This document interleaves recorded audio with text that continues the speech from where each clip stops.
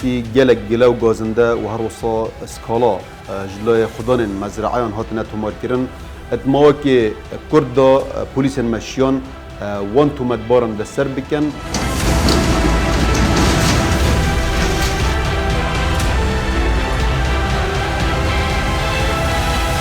مشينا مزرعك قسم كريبي والورد قناصك جفتك مخزنك في شمالك.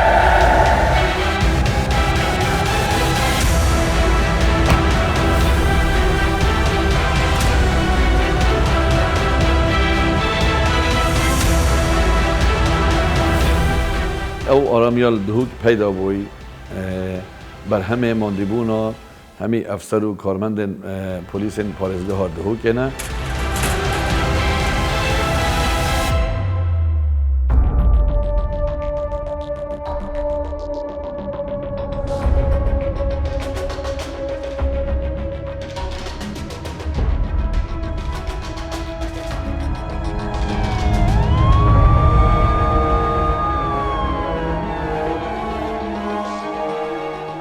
شوێن پەنجام جارە لە شاری دهۆک باز لە ئەنجامدانی تاوانی دزی دەکات.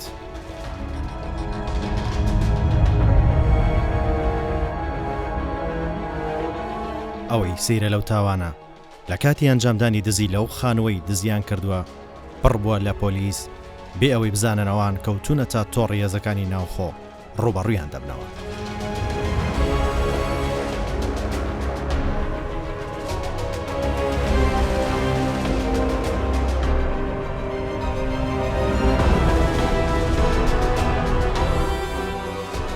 ئەو تاوانە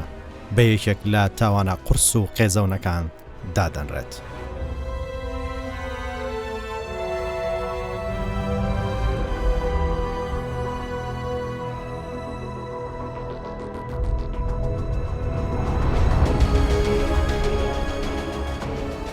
شوێن پەنجە چیرۆکی تاوانێکی دزی لەلایەن دوو تۆمەتبار لە شاری دهۆک دەگەڕێتەوە. لەم تاوانە تۆمەتباران لە دەروی شاری دهۆک پەنا بۆ کاری دزی دەبن. بۆ یەکەم جاریشە هەواڵی ئەو دزیە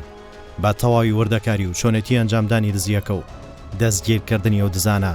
لە بەرنامی شوێن پەنجە لە کوردستان 24 بڵاو دەکرێتەوە.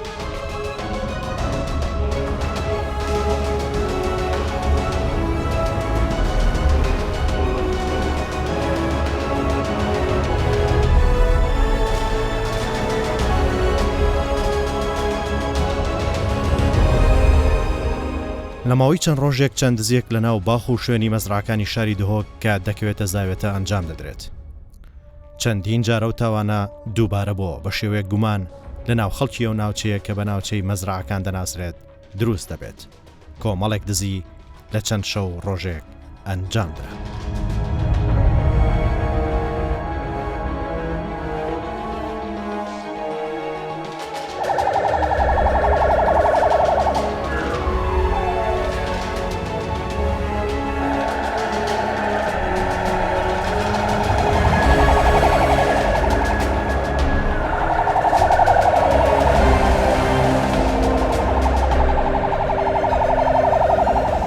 دوای بڵاوبوونەوەی هەواڵی زۆربوونی حاڵەتی دزی لەو ناوچەیە هێزەکانی پۆلیسی دهۆک و زاوێتە ئاگادار دەکرێنەوە.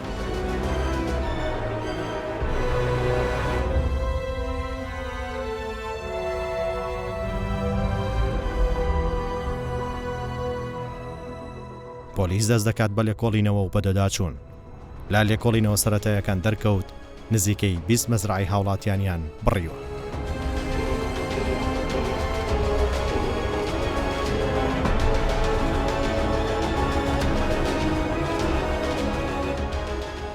دوای دۆزینەوەی شوێن پەنجەی تۆمەتباران شەو و ڕۆژێزەکانی پۆلیس لە ناو شار و دەرەوەی شاری دهۆک دەست بە چاودێری ئەو تۆمەتبارانە دەکەن.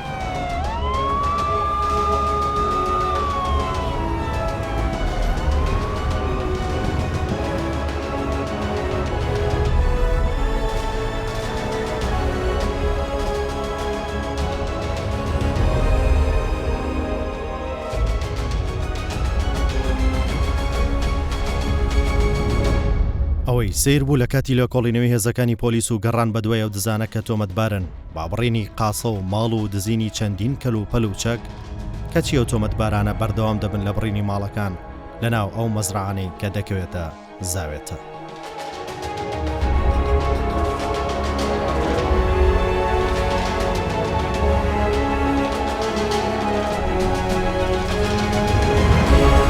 دوایی چاودێرێکی چڕ لەسەر مەزرعەیەک هێزەکانی پۆلیس جێگیر دەکرێن.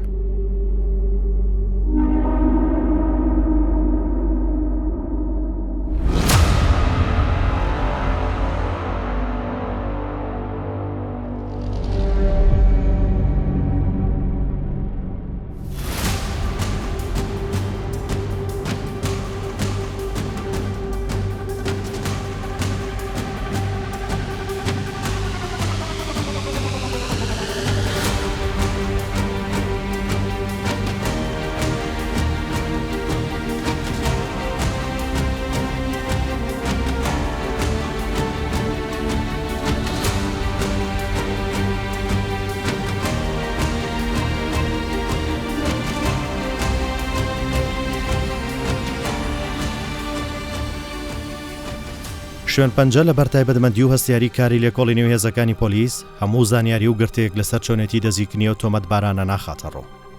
ئیدی دوای چەند ڕۆژ لە ئەنجامدانی ئەو تاوانە هێزەکانی بەڕێوەبەرەتی پۆلیسی دهۆک ڕێگەی هێزەکانیان لە شارۆچکەی زاوێتە لە پلانێکی تایبەت لە کاتی دزیکردن ئەو دوو تۆمەتباری کە تاوانی دزیان ئەنجامداوە دەستگیر دەکەن.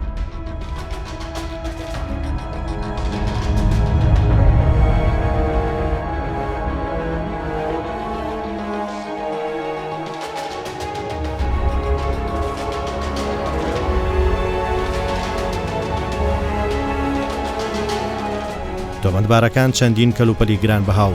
چەک و کەلوپەلی ناوماڵیان دزیوە.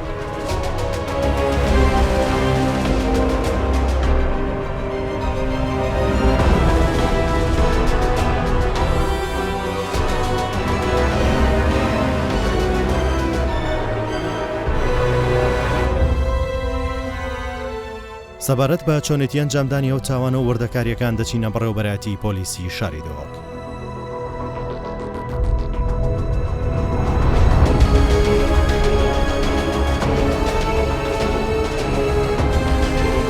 لێرە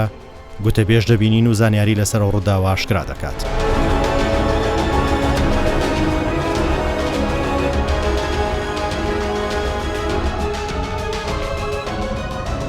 پشتی gelek gile û gazinde û her wisa skala ji layê xudanên mezraeyan hatine tomarkirin elbingehê polîsên Zawî te û her wisa elbingehê polîsên Mangêşkê û dizîş mezraat hatine kirin. Ekser çavdêriya Cenab-ı Rêveberê Polîsên Parêzgeha Duhokê û Rêveberê Polîsên Bajarî efser û polîsên Zawî te û Mangêşkê hatine rastpardin ku dîvçûna wan tometbara bikin evên evan tawanên diziyê encam den. Etmawekê Kurd da polîsên me şiyan wan tometbaran destser bikin ku dizî encam dan û ew diziyên encam dan û ew kelopelên dizîn pêk hatbûn ji çek her wisa kelopelên karabayî her wisa amîrên kiştûkalî yên nava mezraa û her wisa cihên geştyarî da piştî ev tometbara hatîne girtin dan pêdan ser hemî tawanên xwe kir. Bo zanîn demê ev tometbara hatîne girtin çekdar bûn an ku ev çek ve hatîne destserkirin lê xweşbextane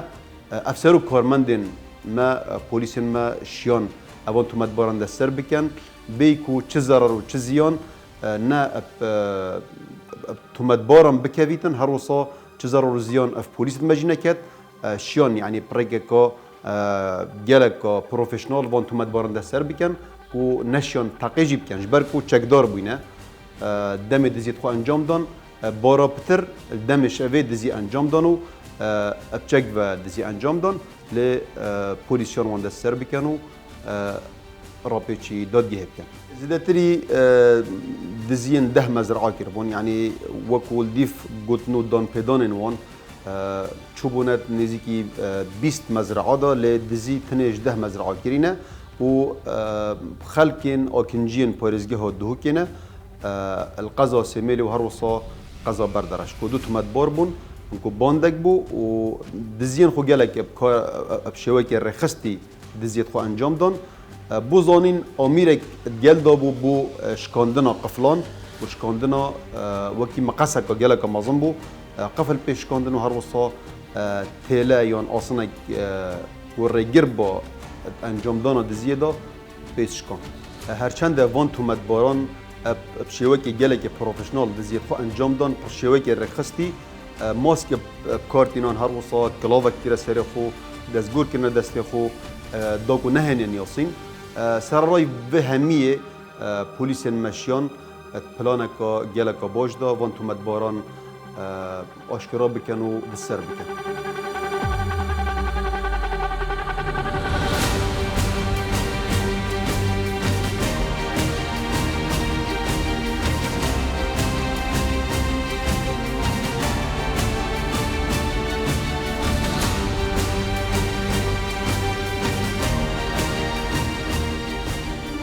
ئۆتۆمەتبارانەی ئەو تاوانیان ئەنجامدا دوای دەزیرکردن ڕەوانەی زیندان دەکرێن و ڕێکاری یاسایی پێویست بەو تاوانە دەگیرێتە بەر شوێن پەنجە شوێن پێی ئەو تاوانە دەکەوێت لەگەڵ گوتەبێژی پۆلیسی دۆک دەچینە گرتوخانەی کاتی دۆک لێرە دوای ڕەزامەندی دادوەر و ڕێکارە یاسایەکان و دانانی تۆمەتبار بە تاوانەکەی تۆمەتبارەکان دەبینین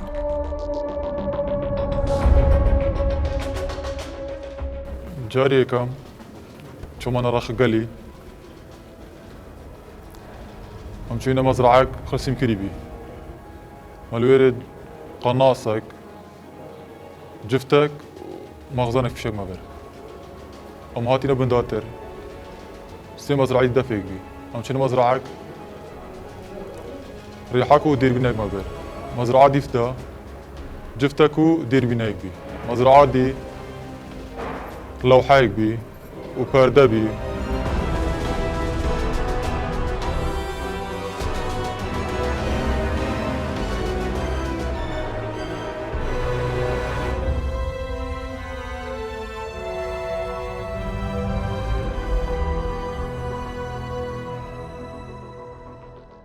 پشتینگی ئەو شەفێ ماتی نەکردم چوونە ژوور بە مەجام بەکردن داخل بین و ماتی نەکرد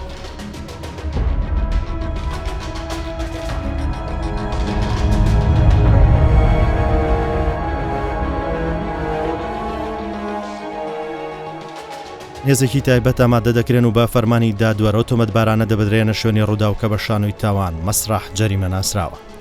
هێزێکی پۆلیس تۆمەتبارەکان ئامادە دەکەن دایان بن بۆ کەشفی دەلالە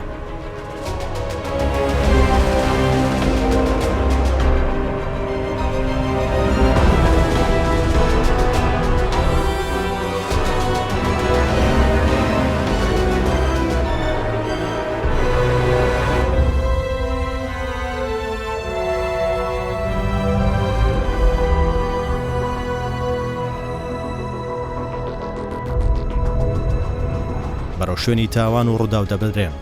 تا چۆنێتی ئەنجامدانی تاوانی و دزیانە لە چۆنێتی ئەنجامدان دووبارە بکەن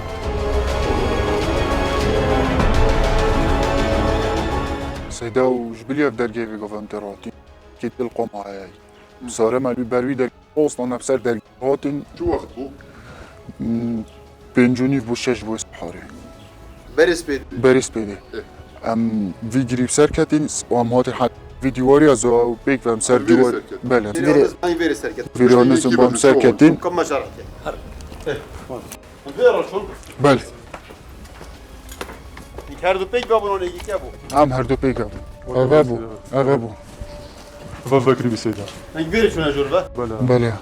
و چیز ویری بر پرده بو تلویزیون کو پرده تو چه تو ویری پەردە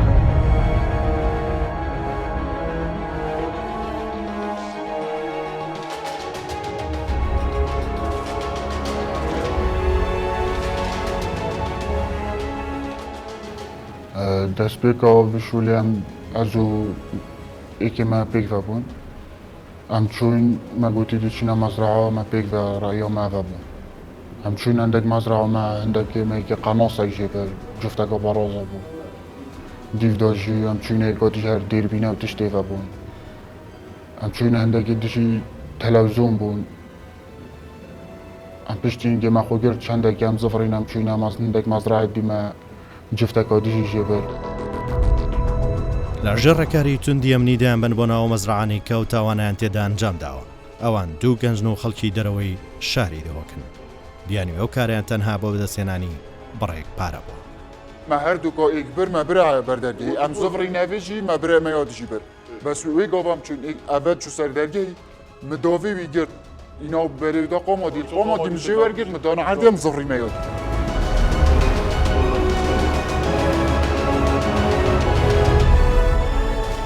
جارێکی ژەم چوبووینە ڕەخی دێ دووکێ ئەم چوونمە هەردوو تەلەڤزیۆن بوون مەژێ برین ئیکابراق ڤەجی بۆ تەلەڤزیۆنەکە دیما بردبوو پشتی هینگێ ئەم هاتین چەندێک پێوە چوو هەیامێک پێوە چوو ئەم زۆڤڕینەڤە ئەم چووینە ئیکادیژی هەر لێرێ مەچنە دیتەم هاتینە تێکادیڤە و لێرێ ئەم هاتینە گرتن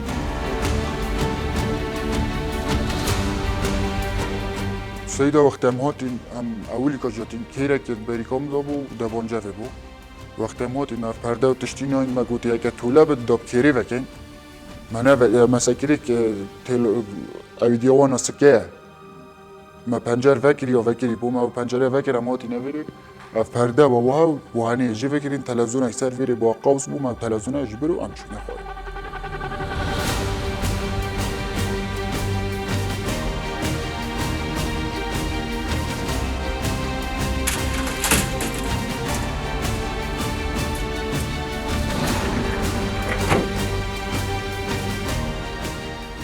خالت یک بام کت بوینتی دو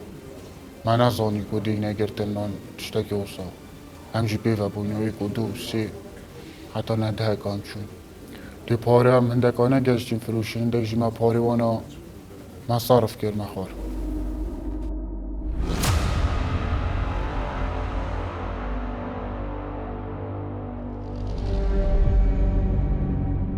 تاوانی دزی لە هەموو دنیا بە ڕێژێکی بەرچاو بوونی هەیە و ڕێژەکەی بەرزە. هەرێمی کوردستانیش بێبەشنیە لە بوونی ئەو جۆرە تاوانە، بەڵام لە وڵاتانی جیهان و دەوروبەری ڕێژەیە و تاوانە کەمترە کە لە هەرێمی کوردستانیش 5530 دزی کراوە.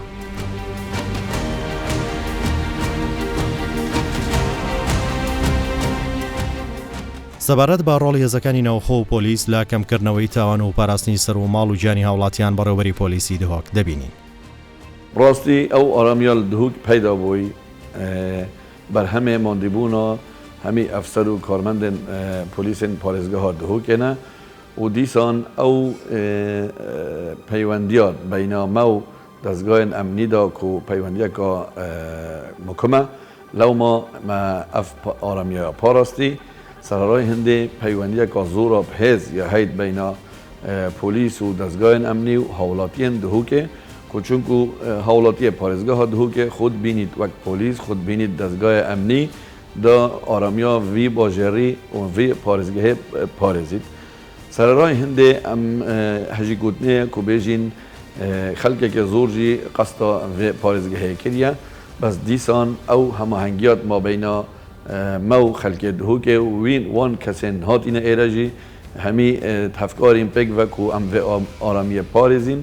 و سپاس بۆ خودێ حتان و کە هەر ڕیدانێکە هاتیە ڕیدان یا هاتیە چارەسەرکردن و یا هاتینە دەستەسەرکردن و هاتینە ڕاوەڕێکردن بۆ دادگەهێ.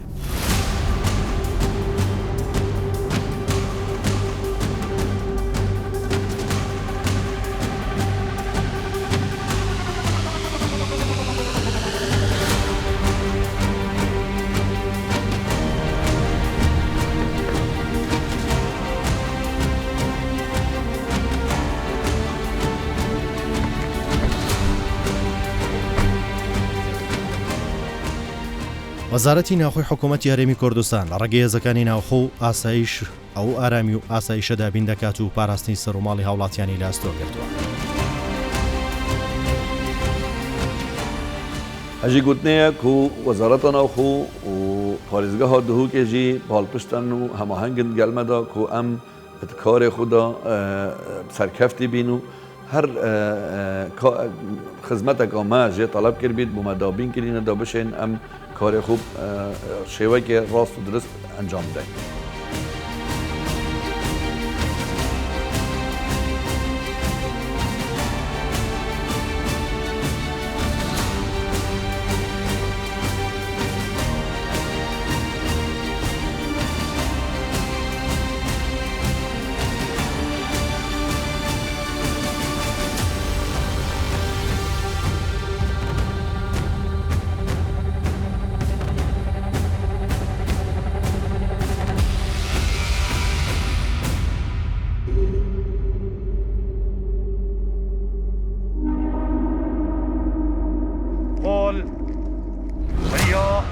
ئەزانیان نا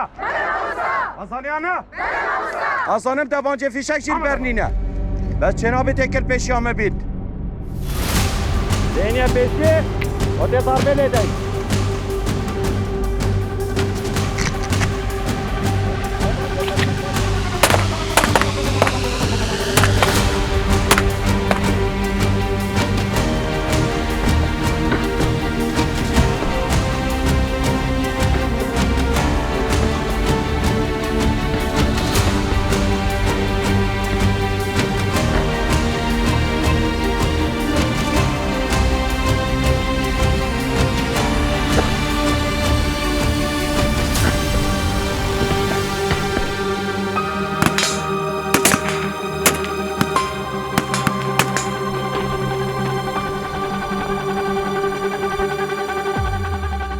از دستخوشی همه افسر و پلیس پارێزگاها دهۆکێت کەم کو ئەوی کار انجام دای راستی ام شانازیە پێ بکەین کو پارێزگاها دهۆکێ پارێزگاهەکە ئارامە و از داخوازل هاوڵاتیان بەڕێست کەم کو هەمیگاوە هەر ڕێدانێکا ڕێ بدەتن پێ نەوێت کو ئەو بخۆ مەسەن تۆڵا خۆڤەکەت یان هێزێب کار بینیتن چونکو یاسا هەی و پۆلیسێ هەی و پلیسên dihûkê mitmaneka baş ya hêl defhawlatî lewma ez dixwazil wat kem penaxwebgehîne dezgahên emnî û polîsên parêzgeha dihûkê û dê keşên wa hêne çareserkirin. ئەگەر بەراورد بە زۆری قەبارەیە و کاڵا گرانبەها و زێڕ و سەرمایی بازاڕەکانی دۆلار و بازرگانان بکەین کە لە بازاڕەکان شەو ڕۆژ لە دەستێکی ئەمیندا جێدەهێڵدرێت با تەمای ئەو هێزانە ئەوە تەوانێت دزی لە ئاست ئەو هەموو سەروەت و سەرمای لە بازاڕەکان لە ژێر پارچە پەڕۆیەک جێدەهێڵدرێت ئەوە کەمە.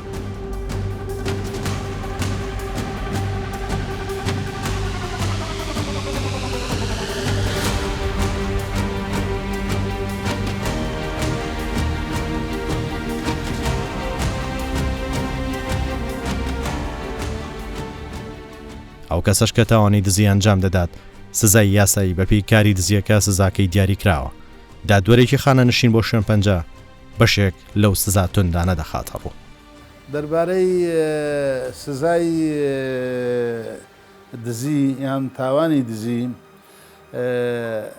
لە مادەکانی 439 تاکو 448 دیاری کردووە جۆرەکانی دزی. من دەمەوێت یەک شت ڕوونکەمەوە لێرە سزای دزی لەسەر جۆری دزیەکەیان نەک مەبلەغ و یان کەمیەی دزیەکە. مەسەلەن جۆری ئەنجامدانی تاوانەکە تاوانە دزیەکە یعنی ئەگەر کەسێک لە ماڵێک چۆ ژۆرێ لەسەر دیواری یان کلیلی لۆ دروستکردیان قفلی شکاند چۆ ناو ماڵێک دەرگای شکاند لە ژۆرێ ئەگەر لەو فەڕەزەن ملیۆنێک دیناری دزی ئەوە سزایەکی تایبەتی هەیە کە سزنە و عقوبەی گەورەیە لە یاسای سزاکان پێناسەی دزی دەکات اختلاس مال منقول مملوك لغير الجاني عمدا چونکە مالی ئەگەر منقول نەبیتە عقارات نادەزرێتن خانی و بەرە و ئارد وشتووە ئەوی دەدەزرێت منقولە یعنی ئەوی دەگوازرێتەوە. لە مادەی 440 کە عقوبەکەی سزنی مؤبەدە مادەی 441 بە هەمان شێوە عقوبەکەی مؤبەدە بەڵام کە بێن بە زۆری بێنە سەرماڵت و دزید لێ بکەن ئەوە عقوبەکەی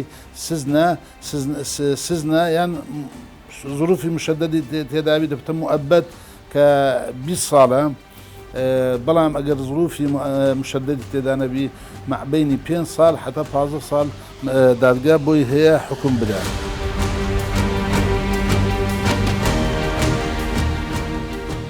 هەموو تاوانێک سزای هەیە هەموو سزایەک ئاساوارێکی خراپ لەسەر تۆمەتبار و خێزانەکەی و دەهاتووی دروست دەکات. بێجگەلەوەش